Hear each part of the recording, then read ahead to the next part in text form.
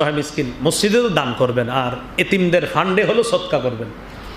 তো এই যে সদকা যেটা দিবেন, এটা মাঝে মাঝে আপনি গোপনে দেওয়ার চেষ্টা করবেন।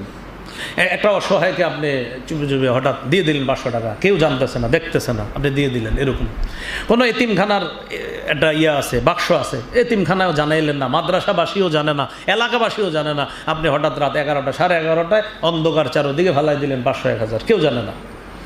হাদিসে আসছে রাসূল সাল্লাল্লাহু আলাইহি সাল্লাম বলেন, সদাকাতুস সিররি তুতফিউ গাদাবার রব্বি, গোপন সদকা আল্লাহর রাগকে নিভায়ে দেয়, আল্লাহর রাগকে প্রশমিত করে দেয়, নিভায়ে দেয়।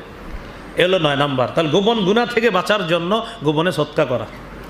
10 নাম্বার, বিধবা এবং এতিমদের খোঁজখবর নেওয়া। বিধবা, এই এলাকায় বিধবা আছে তো অনেক ফাউন্ডেশনওয়ালারা খোঁজখবর নেয়, মাশাআল্লাহ। এতিম আছে অনেক, তাদেরও খোঁজখবর নেওয়া। চুপে চুপে আপনি খোঁজখবর রাখলেন। সহিহ বুখারীর বর্ণনা 5353।